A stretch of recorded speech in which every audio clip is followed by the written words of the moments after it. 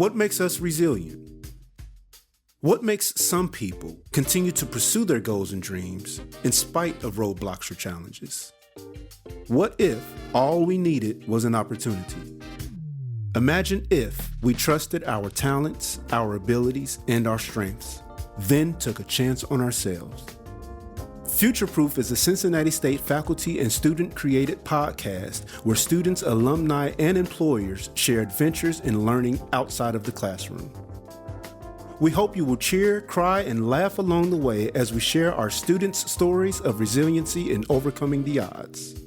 Find out what happens when we finally stop saying no and start saying yes. Hello and welcome to FutureProof. I'm Jayne Martin Dressing. And I'm Eimee Donbar. This is the podcast where we share student success stories, where we talk about amazing challenges that students have overcome, and we share a little bit about what experiential learning means at Cincinnati State and what happens when students get amazing opportunities to show their talent to the world. That's right, Jayne. How are you doing this morning? I'm good. I'm recovering from my adventures in dog care, which are too disgusting to talk about. With the Murph. But if anybody is in the market for a golden retriever, there's one available. Well, I'm really excited about today's guest, Jayne. Are you? I'm super pumped. I'm pumped. We've got Kimheart Moeung with us today, a alumni, a graduate of Cincinnati State who is doing amazing things. And welcome to FutureProof. Welcome. Yes, thank you. So Kimheart is also a graduate of audio-video production. Oh he's going to keep us on our toes today because we know zip about. Yeah. And I've already got in trouble with the darn microphone. Mike came in and yelled about the microphone already. Yeah, there's been a lot of talk of sliders, terminology and preamp. Fade out. Don't fade out. Check Don't one. Fade to black. Check faders. One. Yes. Jamming on the one. Kimheart, can you first start telling us a little bit about your name? Yeah, sure. So, Kimheart Moeung, I am of Cambodian descent, right? So my parents actually they're actually born in Cambodia. I was actually born and raised in Cincinnati. So their story, the way they came here was, of course, they survived the genocide and they got brought over as refugees. And funny story about my name, it's my parents, with their accent, my dad was like, yeah, his name's Kimheart. And so the nurse essentially wrote my name down like Kimheart. So it's been Kimheart, but Kimheart is kind of the way to say it in Khmer, right? So what does it mean? Yeah, it's just a traditional name. Actually, a lot of guys in Cambodia are named Kim. Okay. Right? So it's actually pretty common. But Kimheart, funny enough, I have an older brother. His name's Kimheart, right? And they spelled his name Kimheath, like the Heath bar, Kimheath. Right. So, what? Okay. So we pretty much got named by our nurses. Podcast yeah, right it's here. wild, right? I mean, it was Ellis Island right back here in Cincinnati. Yeah. Shout out to the folks at University Hospital, right? Yeah. Good care of us. Listen, I thought we were gonna be interviewing Braveheart. Oh, yes. Yes. Well, I mean, and it is. He works in education, name. So he is. I mean, there's a lot of brave and heart in this man right here. Well, we're going to get into that a little further with the names. We're going to go there, but you've had quite a journey from Cincinnati State to where you are now. Oh, wow, yeah. And can you tell us a little bit about what your adventures that you remember the most about Cincinnati State and what really stands out to you? Oh, I tell you what. Cincinnati State, I was actually getting like a little nostalgic. I don't want to say teary-eyed because I got to be tough, right? So, but walking in was just wild because I've taken that walk a million times. So I was thinking about all the people. It was just all the people, not just the instructors. I love the instructors so much here. But the people that I ran into, my colleagues, people that I worked on projects with. And that's what I loved about C-State. We worked on group projects more often than any other kind of school that I've been to, because this was Cincinnati State was my third go around. Yes, Wow. 2-time college flunk out. Very proud. Not really. But yeah, I wasn't welcome at 2 universities anymore, and I did a lot of different things, and I started editing We audio. don't really ever let anybody leave here. That's Don't get true. too, Once you get with us, Oh, yeah, we're we'll get to still that. holding on to Don't- it. We'll get to Yeah. that. I came back after Come I on back. graduated too. So So take us back. Take us back, and let's just start out, with your education journey in high school and sort of, yeah, sure. what that was like. Sure, I went to go to Northwest High School, and the Northwest Local School District. If people didn't know, Northwest High School and Colerain High School are in the same district. During the 2000s, if you played football, you went to Colerain, and if you had a stature of a guy that could be the choir president, like myself, you went to Northwest. We had a pretty killer choir. I did play basketball and baseball just out of necessity because we just didn't have enough players, right? Wow. So back in 2005, I believe Colerain won the state championship. I went to Northwest. I was a smaller You're guy. choir champion. Choir champion. Yes. Okay, That's right. I directed that choir. There we go. But I loved music. So I was actually, ironically, I was a straight A student. My parents coming over from Cambodia. They don't mess were, around. Yeah, they didn't mess around because they were taken out of school at like 9 and 10 years old by the genocide. And essentially, there was 2 criteria: if you were educated and if you were artistic. That was grounds to get executed. Right? So all the artists, imagine all the educators and artists like that were publicly educated and publicly artists, just completely just gone into genocide. Right. So when they came here, they're like, "You're going to school, and you better get straight A's. There's no negotiation by any means." Yeah. So I had like a really strict upbringing. Had to keep my hair real short, no piercings, no tattoos. It was just very militant. So my parents, from a different generation and a different culture. Wow. Listeners, he's gone off the rails now, so you can't see it, but he's You're off broken the all those rails. rules. Yeah. And man, and school was actually pretty easy for me. I didn't even study or nothing, and it was cool. But the thing about when I went to college the first year, I went Amish folks that get the Rumspringa situation. Yeah, oh, yeah. Oh my Yeah. goodness, it was Rumspringa. He had the Cambodian version. Yes, Go hard. absolutely Yeah. right. No curfew. I skipped class. Nobody said anything. This is awesome. Right. Yep.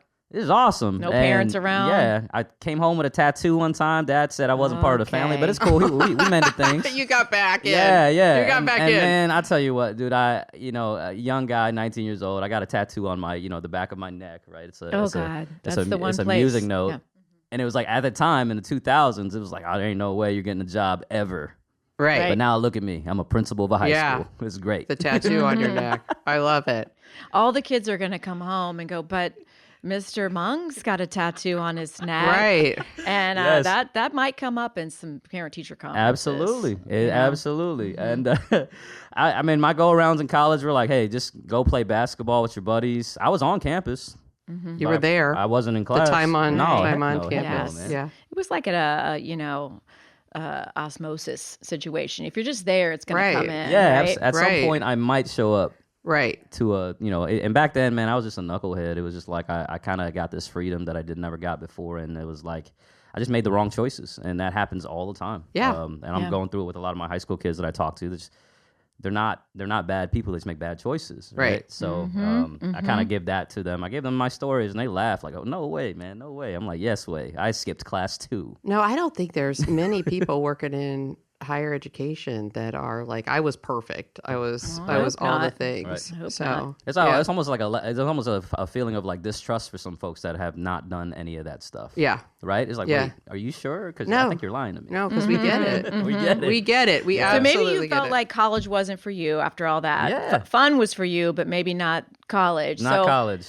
what happened that got you to community college and, All right, hang on The tight, rest is man. history. Hang on Okay. tight. Oh. I'm all over the place with this stuff, so This that is might be my great. adult ADHD, but that's all right. No. So I still am. I've been a hip hop dancer for about 20 years. Yes. And I traveled, went to New York, Chicago, Atlanta, all the dance studios, and there was a show by Randy Jackson at the time. Shout out to Randy Jackson and American Idol, called America's Best Dance Crew. It was on MTV. Right, so back in the 2000s, it was probably on season 3, and every year we would try out for this show, And then World of Dance is a TV show now, but it used to be a competition. And ironically enough, in 2 weeks, I got to go to Chicago to dance in World of Dance. Nice. Yes. Still doing it in my 30s, man. Still do it. You got to stretch for about 2 hours, right? You just do. Yeah, wait till you get to 50. I know, it's worse. It's much worse. Pop and lock in your 50s is when things you pop broke and then something. you get locked up. And then you lock up. You're at the chiropractor. Later. Ortho. That's going to be in post. We're going to edit that in post. Yeah, it's post. But edit that in post. Yeah. Edit that in post, all right? So like, back then we were just a bunch of broke guys. We worked part-time. I was a manager at a shoe store. Shout out to Journeys, right? And there was a place called Journeys. There was a place called The Mall. This Mall. mystical place that nobody knows about. They're like abandoned now, right? So I worked in the mall, and then I would drive to practice and do all these things on the weekends and some weeks and whatnot, and it was fun. I was convinced that I would be like a shoe store manager the rest of my life and dance for the rest of my life. And then one time I sneezed and I pulled a rib, and I was like, wait, maybe I can't dance for the rest of my life, right? Yeah. So we were all kind of broke, like I said, and to get an audio mix back then, holy smokes, to get an audio mix would be incredibly expensive. Yeah, right? now you can do it at the library for free. Now you can do it at the library for free, right? So I remember editing some like earlier mixes on like a tape cassette, like we would take from the radio and Yep. edit, We were just talking about that. We were just talking. Jayne and I we were just talking about that. So we're older than you. Jayne and I were just talking about like we used to have to record things.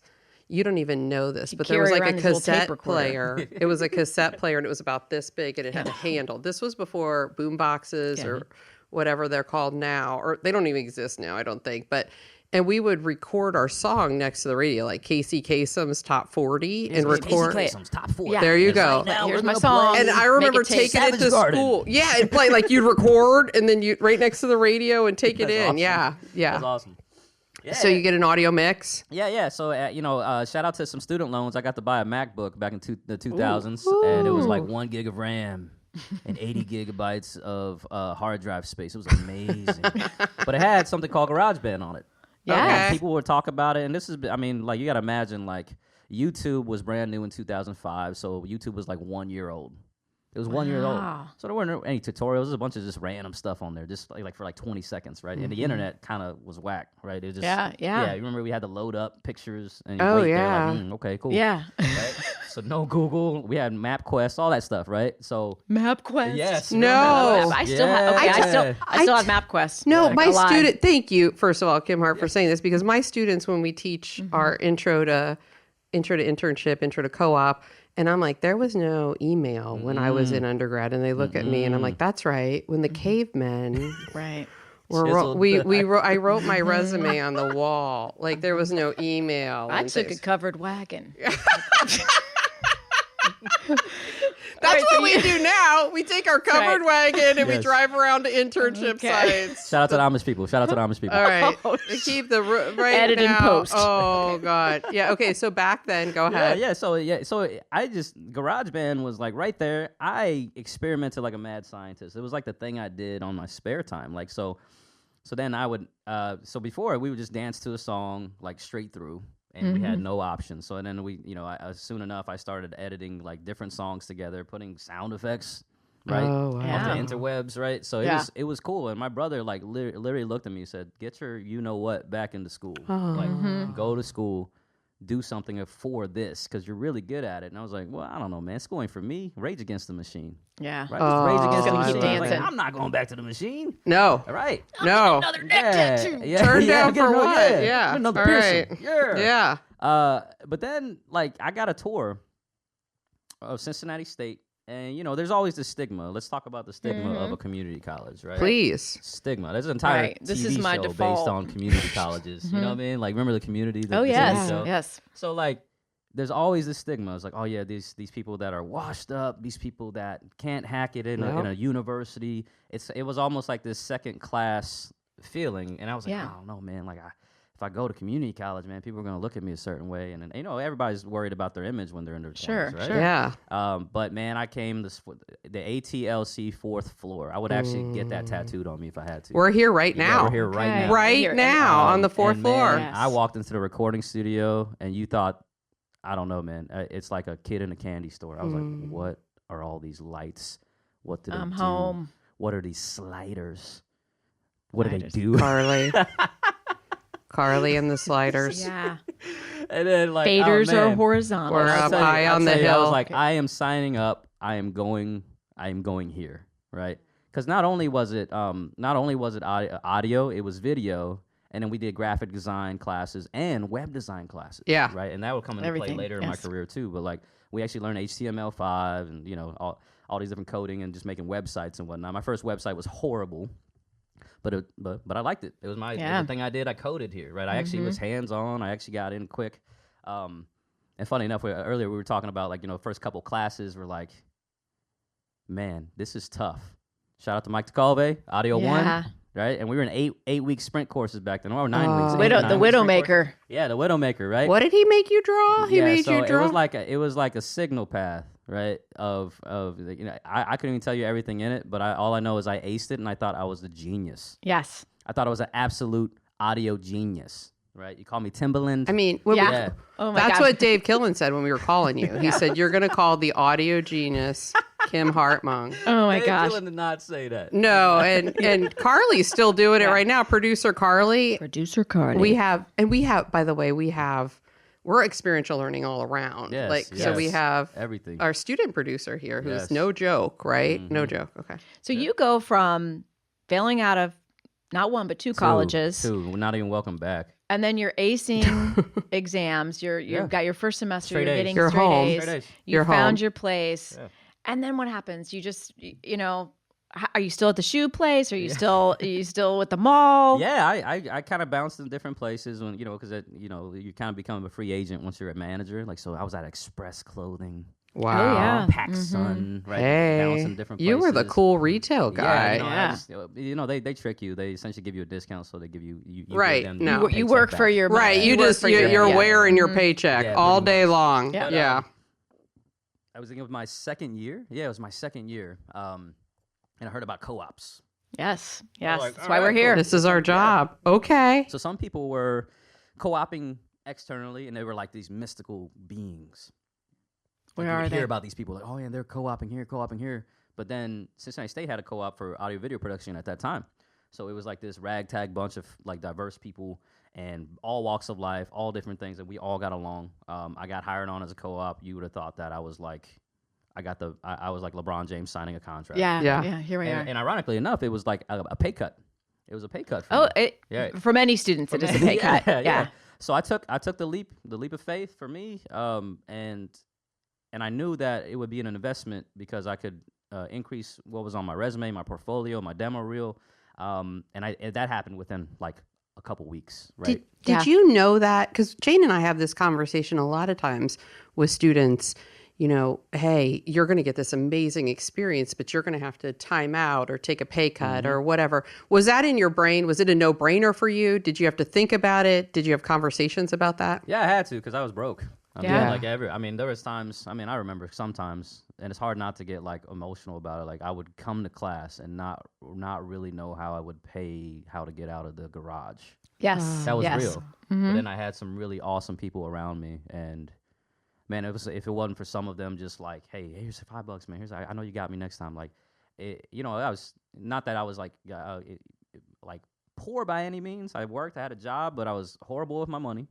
And does that sound familiar? Any high school kid? Yeah, for sure. Yeah, no. Horrible with my money. Yeah. And it was just awesome to be around like really gracious people. And it's the kind of people that were at this school that nobody really like looked out only for themselves. It was more. It's a leap of faith,